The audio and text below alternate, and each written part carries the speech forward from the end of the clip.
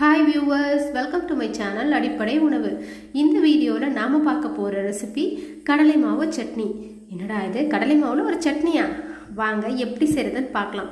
ரொம்ப ஈஸியாக ஒர்க்கிங் உமன்ஸ்க்கு ரொம்ப யூஸ்ஃபுல்லாக இருக்கக்கூடிய ஒரு ரெசிபி இது. கண்டிப்பாக ட்ரை பண்ணி பாருங்கள். எப்படி இருந்ததுன்னு எனக்கு கமெண்ட்டில் சொல்லுங்கள். ரொம்ப ஒரு யூஸ்ஃபுல்லான, ரொம்ப குயிக்காக செய்யக்கூடிய ஒரு recipe, but at same time அல்டிமேட்டாக இருக்கக்கூடிய ஒரு ரெசிபி. வாங்க எப்படி செய்கிறதுன்னு பார்க்கலாம். அதுக்கு தேவையான பொருள்: ஒரு ஆனியன் ஃபைன் சாப் பண்ணி வச்சுருக்கிறேன், கொஞ்சம் கருவேப்பிலை எடுத்துருக்கிறேன், 1 தக்காளி சின்ன பீஸஸாக கட் பண்ணி வச்சுருக்கேன், 2 ஸ்பூன் கடலை மாவு எடுத்திருக்கேன், கடுகு, உளுந்தம்பருப்பு, சோம்பு எடுத்திருக்கேன் தாளிக்கிறதுக்கு. இவ்வளவே தான் தேவையான பொருள். இதை வச்சு செம்ம டேஸ்ட்டாக நம்ம ஒரு ரெசிபி ரெடி பண்ண போகிறோம். நான் மிளகாய்த்தூள், மஞ்சள் தூள் இதில் எடுக்கலை, அதை நம்ம சேர்த்துக்கணும். இவ்வளோ தான் தேவையான பொருள். ரொம்ப டேஸ்ட்டாக, ரொம்ப சூப்பராக இருக்கும். கண்டிப்பாக ட்ரை பண்ணி பாருங்கள். எப்படி இருந்தாலும் எனக்கு கமெண்ட்டில் சொல்லுங்கள். ஸோ ஒரு கடாய் வச்சு கொஞ்சமாக ஆயில் விட்டு கடுகு, உளுந்தம்பருப்பு, சோம்பு அதில் சேர்த்துக்கலாம். எல்லாம் பொரிஞ்சதுக்கப்புறம் நம்ம எடுத்து வச்சுருந்த கருவேப்பிலையை அதில் போட்டுடலாம். கருவேப்பிலையை போட்டு கருவேப்பிலையை நல்லா பொரிஞ்சதுக்கப்புறம் நம்ம கட் பண்ணி வச்சுருந்த ஆனியனை சேர்த்துக்கலாம். ஸோ சில சேனல்ஸில் பார்த்தீங்க அப்படின்னா நமக்கு ட்ரை பண்ணுவோம், ஆனால் அதே அவுட்புட் நமக்கு கிடைக்காது. ஏன்னா கலர் சேஞ்ச் ஆகும், அதோட கன்சிஸ்டன்சி சேஞ்ச் ஆகும், அதோட குவாலிட்டி சேஞ்ச் ஆகும். என்னடா அதில் பார்த்தா ஒரு மாதிரி இருக்குது, இங்கே நம்மள்கிட்ட வேறு மாதிரி வந்திருக்கு அப்படின்னு உங்களுக்கு மேபி தோணலாம். நம்ம சேனல் பொறுத்த வரைக்கும் ரொம்ப ஈஸியாக, ரொம்ப குயிக்காக செய்யக்கூடிய ரெசிபிஸ் தான் நம்ம அப்லோட் பண்ணிகிட்ருக்கோம். நான் சொல்கிற ப்ராசஸ் நீங்கள் கரெக்டாக இதே மாதிரி ஃபாலோ பண்ணிங்கன்னா நிச்சயமாக உங்களுக்கு ஒரு சின்ன பர்சன்டேஜ் கூட சேஞ்ச் இல்லாமல் அப்படியே எக்ஸாக்டாக கிடைக்கும். ஸோ நிச்சயமாக ட்ரை பண்ணுங்கள்.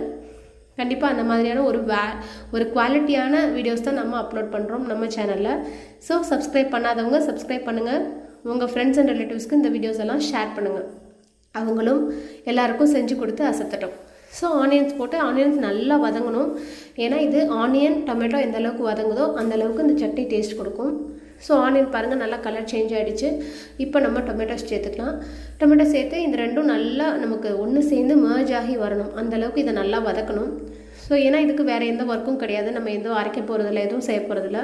ஸோ இது வதக்கி நல்லா எடுத்திங்கனாலே உங்களுக்கு இந்த சட்னி ரொம்ப டேஸ்ட் கொடுத்துரும். நல்லா வதங்குறதுக்காக நான் கொஞ்சமாக கல்லுப்பு சேர்த்துருக்கேன்.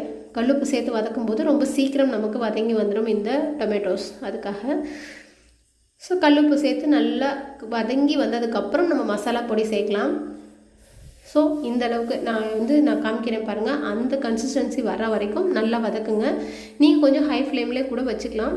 ஹை ஃப்ளேமில் வச்சிங்கன்னா கொஞ்சம் கைவிடாமல் கிளறணும், இல்லைனா அடியில் பிடிச்சிடும். அதுக்காக, ஏன்னா நம்ம இன்னும் காரப்பொடி எதுவும் மசாலா போடாதனால உங்களுக்கு காட்டம் அடிக்காது. நீங்கள் ஹைலே வச்சு கூட நல்லா கிளறி விட்டிங்கன்னா ரொம்ப சீக்கிரம் உங்களுக்கு மசிஞ்சு வந்துடும்.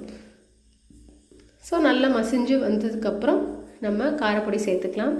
பாருங்கள், இந்த அளவுக்கு உங்களுக்கு நல்லா மசிஞ்சு ஒன்று சேர்ந்து வரணும். ஸோ இப்போ நம்ம இதில் மஞ்சள் தூள், மிளகாய்த்தூள், உப்பு சேர்த்துக்கலாம். சேர்த்துட்டு ஏற்கனவே நம்ம தக்காளி வதங்குறதுக்கு உப்பு சேர்த்துருக்கோம், அதனால் பார்த்து தேவைப்பட்டால் உப்பு சேர்த்துக்கோங்க, இல்லை ஃபைனலாக நம்ம சேர்த்துக்கலாம். அவ்வளோதான். ஸோ போட்டுட்டு நல்லா ஒரு கலக்கிட்டு தண்ணி விட்டுருங்க. தண்ணி கொஞ்சம் அதிகமாக கூட இதில் நீங்கள் ஊற்றிக்கலாம். இந்த சட்னி கொஞ்சம் தண்ணியாக இருந்தால் கூட நல்லா தான் இருக்கும் டேஸ்ட்டு. ரெண்டாவது, நம்ம கடலை மாவு விட்டோன்னா சட்னி உங்களுக்கு கெட்டியாகும், அதனால் தண்ணி கொஞ்சம் அதிகமாகவே சேர்த்துக்கோங்க. அதிகமான ரொம்ப அதிகமாக இல்லை, நான் ஊற்றுறேன் பாருங்கள். ஒரு 1/2 டம்ளர் ஃபஸ்ட்டு விட்டுருக்கேன். எல்லாத்தையும் ஒன்று சேர்த்து கலந்து விடுங்க. எந்த அளவுக்கு உங்களுக்கு வெங்காயம் தக்காளி நீங்கள் போட்டிருக்கீங்களோ அதுக்கேற்ற அளவுக்கு தண்ணியை அதிகப்படுத்திக்கோங்க. நான் ஒரு 2 பேருக்காக சட்னி ரெடி பண்ணியிருக்கேன். ஸோ 2 ஸ்பூன் கடலை மாவு எடுத்திருக்கேன், 1 வெங்காயம், 1 தக்காளி எடுத்திருக்கேன். நீங்கள் ஆட்கள் அதிகமாகும் போது உங்களோட அளவையும் நீங்கள் அதிகப்படுத்திக்கோங்க. ஸோ இன்னும் 1 டம்ளர் தண்ணி விட்டுருக்கேன். இதை நல்லா கலக்கி விட்டு ஒரு மூடி போட்டு மூடி வச்சுருங்க. இது நல்லா கொதிக்கட்டும். அதிகபட்சம் ஒரு 5 மினிட்ஸ் கொதிச்சா போதுமானது. ரொம்ப மேக்ஸிமம் டைம் நான் சொல்கிறேன். ஒரு 3 மினிட்ஸ் இல்லை 4 மினிட்ஸ் கொதிச்சாலே போதும். அதுக்குள்ளே நம்ம இந்த கடலை மாவை கரைச்சி எடுத்துக்கலாம். இதை ஒரு ஸ்பூன் வச்சு கரைச்சிருக்கேன். நீங்கள் கையில் கூட நல்லா கரைச்சிக்கலாம். கரைச்சிட்டு கண்டிப்பாக வடிகட்டிக்கணும். ஒரு வடிகட்டி வச்சு ஃபில்ட்ரு வச்சு நல்லா ஃபில்ட்ரு பண்ணி எடுத்துக்கோங்க. லம்ஸ் இல்லாமல் கரைச்சிட்டாலுமே கூட இதை வடிகட்டி எடுத்துக்கோங்க. அப்போ தான் நமக்கு நம்ம மாவு சேர்த்துருக்கோம் சட்னியில் அப்படிங்கிறது தெரியாது, பட் டேஸ்ட்டு ரொம்ப சூப்பராக வரும். ஸோ இதை நல்லா கலக்கி எடுத்து இதை வடிகட்டி எடுத்துக்கோங்க. நான் டைரெக்டாக உங்களுக்கு வடிகட்டி காமிச்சிருக்கேன், பட் நீங்கள் இது வடிகட்டி வச்சிங்கன்னா உங்களுக்கு சட்னி நீங்கள் ஊற்றி அது கிளறி எடுத்துக்கலாம். ஸோ ரொம்ப சூப்பராக, ரொம்ப டேஸ்ட்டாக இருக்கும். கண்டிப்பாக ட்ரை பண்ணுங்கள். இது தோசைக்கு செம்ம காம்பினேஷனாக இருக்கும். நமக்கு கடலை மாவு சீக்கிரம் டைஜஸ்ட் ஆகக்கூடிய ஒரு பொருளும் கூட, அதனால் இந்த மாதிரி நான் வடிகட்டி எடுத்திருக்கேன். நீங்கள் வடிகட்டி வச்சுருந்தீங்கன்னா அப்படியே ஊற்றி ஒரு கிளறி எடுத்துக்கலாம். ஏன்னா கடலை மாவு சீக்கிரம் வெந்துடும். நீங்கள் பொறுமையாக ஊற்றும் போது சில நேரம் அதில் வந்து லம்ஸ் விழுறதுக்கு வாய்ப்பு இருக்குது. அதனால் நீங்கள் வடிகட்டி வச்சுட்டு அதை அப்போதைக்கு சேர்த்துக்கோங்க. ஊற்றி நல்லா கலந்து விடுங்க. சப்போஸ் லம்ஸ் இருந்துச்சுன்னா நீங்கள் ரொம்ப நேரம் ஆகிறதுக்குள்ளே அதை உடச்சி விட்டுட்டிங்கனாலே உங்களுக்கு ஆட்டோமேட்டிக்காக அது சரியாயிடும், கிளியர் ஆயிடும். இப்போ நான் எடுத்துக்கிட்ட கடலை மாவு கரைச்சி வச்சுருந்தா அதே கப்பில் 1 கப் தண்ணியும் சேர்த்துருக்கேன். சேர்த்து நல்லா கலக்கி விடுங்க. உங்களுக்கு ரொம்ப கெட்டியாக இருக்கிற மாதிரி தெரிஞ்சதுன்னா நீங்கள் இன்னும் ஒரு அரை டம்ளர் தண்ணி கூட சேர்த்துக்கலாம். இந்த மாதிரி நல்லா கலக்கி விடுங்க. கலக்கிட்டு உப்பு செக் பண்ணிக்கோங்க. உப்பு தேவைப்பட்டால் போட்டுக்கோங்க.